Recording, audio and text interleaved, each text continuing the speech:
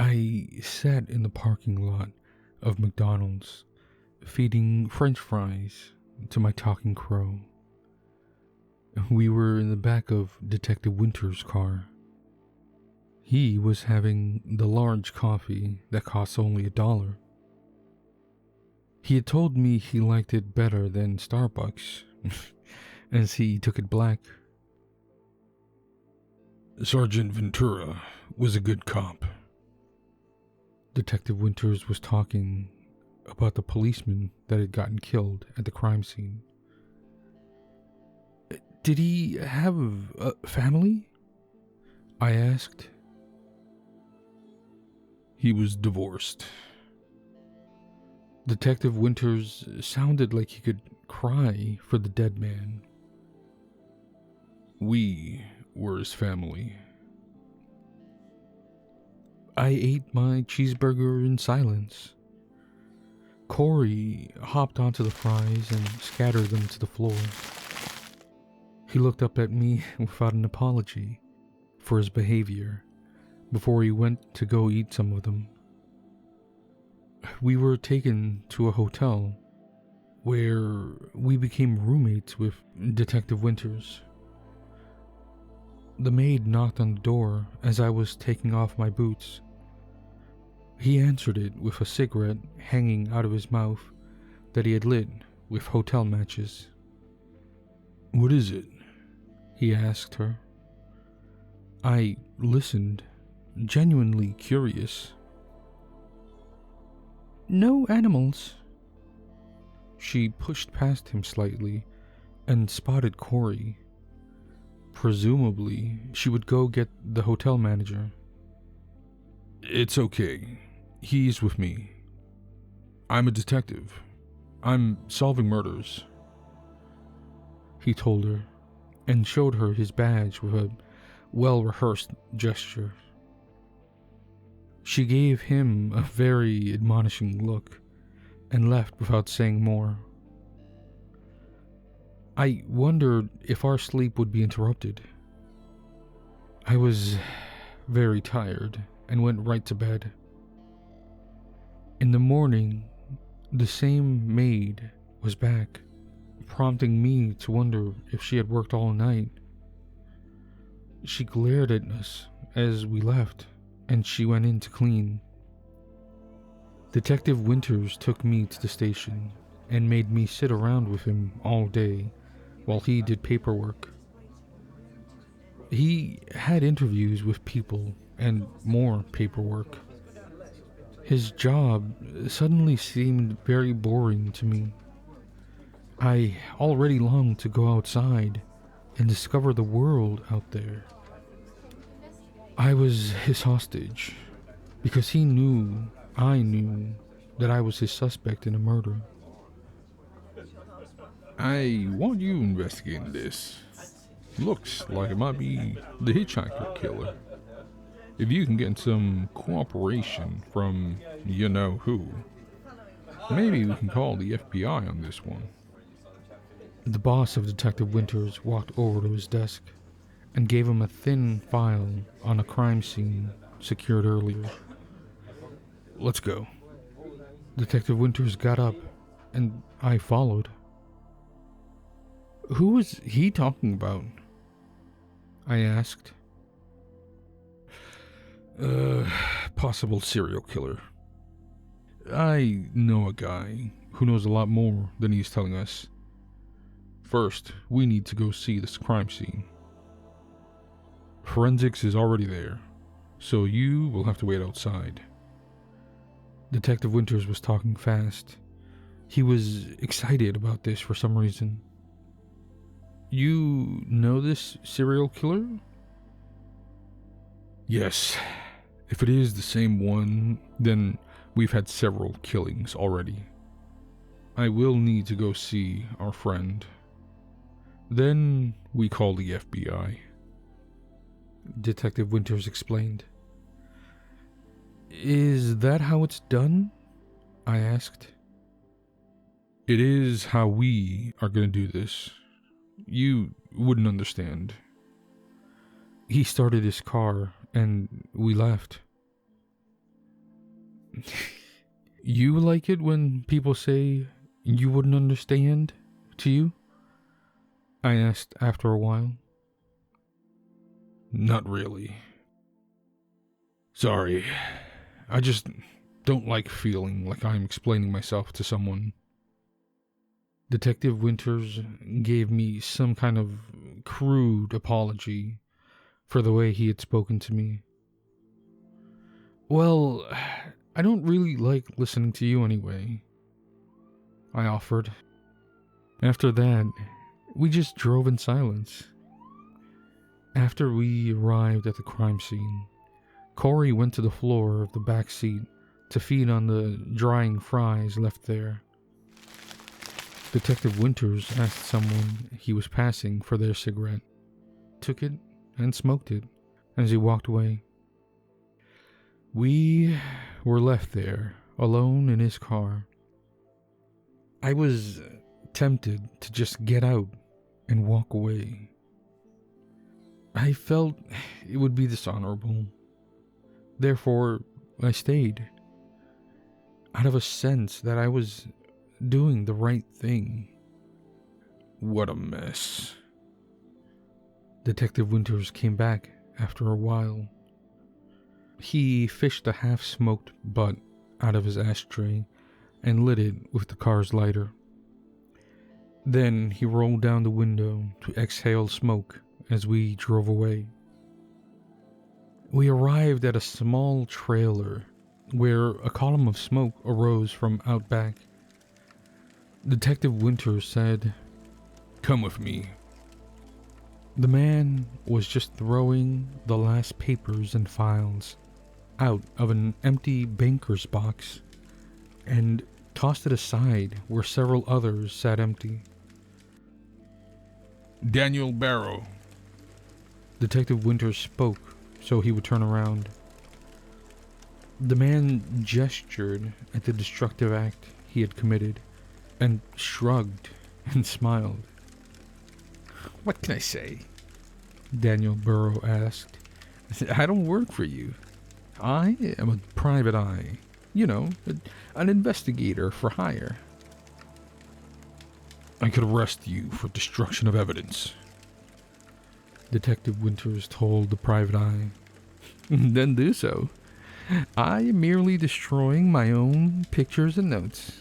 Personal property," Daniel insisted. Then we left him there, smoke trailing away with bits of white ash in his hair. "What a dick." Detective Winters used a bad pun. I chuckled and replied, "He seemed crazy." Something dawned, and Detective Winters held his hand up at me for a second while he thought. Then he lowered it and brightly added, "Del Fryer Asylum," Detective Winters decided. "Where crazy people are?" I tried to follow his jump to a conclusion. I had no idea what he was talking about. "Where Dr. Evans was killed. That is how I met our friend for the first time. He was caught snooping around that crime scene too," Detective Winters recalled. I said nothing as we drove to Del Fryer and gained access to the ancient and fearsome-looking seaside castle. It was still medieval compared to other mental hospitals. I'd only seen it in pictures, but now the place creeped me out. "What are we doing here?" I asked. "If Dr. Evans was killed by the same person Daniel Barrow would have told you about, then you already know who it is." "You're right." He stared up at the terrifying structure. "Jessie Darling. She was a patient here. We have a copy of her file. You are right. There's something more I wanted to see again. I'd rather wait here, I told him. He nodded and left us in the parking lot. When he came back, he looked disappointed. We drove back to the hotel in silence. The next day, he met with the FBI and told them what he knew about a serial killer named Jesse Darling. Then he found me and told me. Her name is Scarlett. She was friends with Daniel Barrow. He visited her often. Now that you have completed that path, why not try another? I asked him. Scarlett is who we should be looking for, Detective Winters agreed. We will never find Jesse Darling. Then let's start at the beginning, I advised him.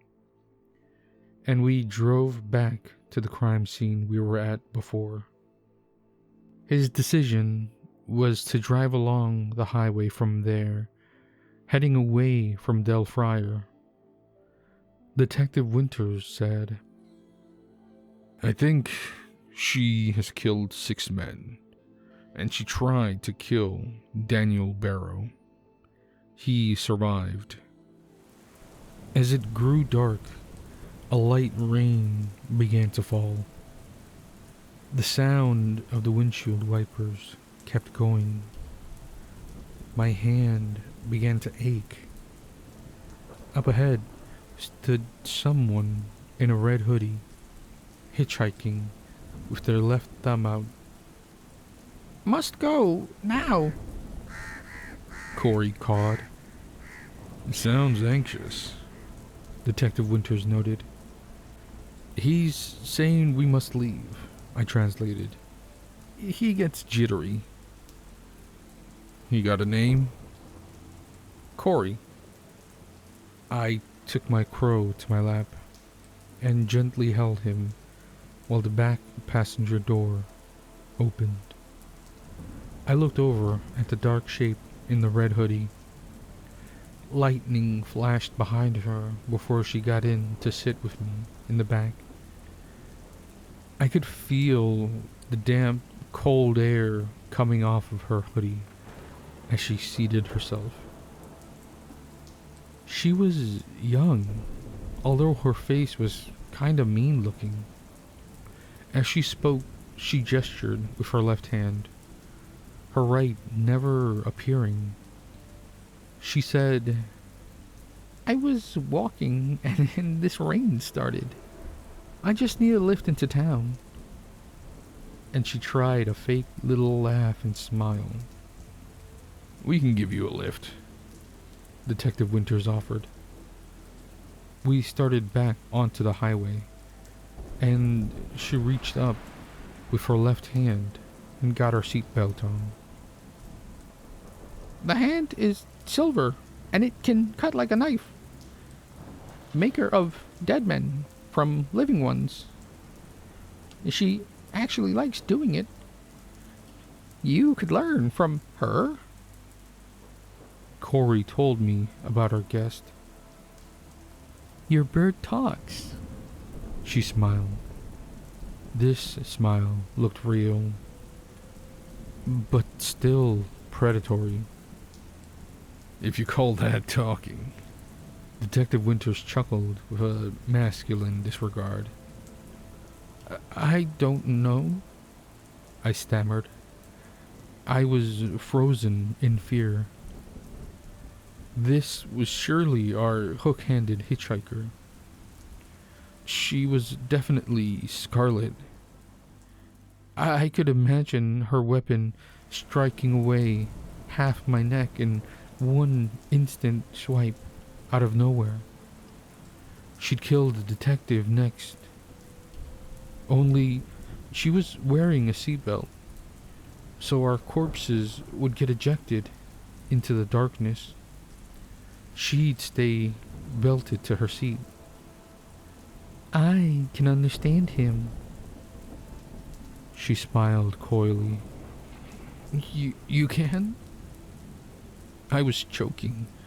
Sweat beaded my forehead, and terror gripped my heart. He says I am pretty and sweet, and that you already like me.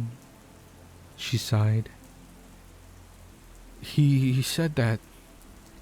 I breathed mechanically. We pulled into a gas station. Scarlett stayed seated, smiling endlessly at me, her eyes shiny like glass. I had to pee, yet couldn't move. I was afraid that if I tried to get out, she would slaughter me. Detective Winters took his time filling gas, making a long phone call, buying cigarettes and smoking about half the pack. I was in agony. It was either pee myself and possibly trigger her killing me, or get out and die trying. I really have to pee.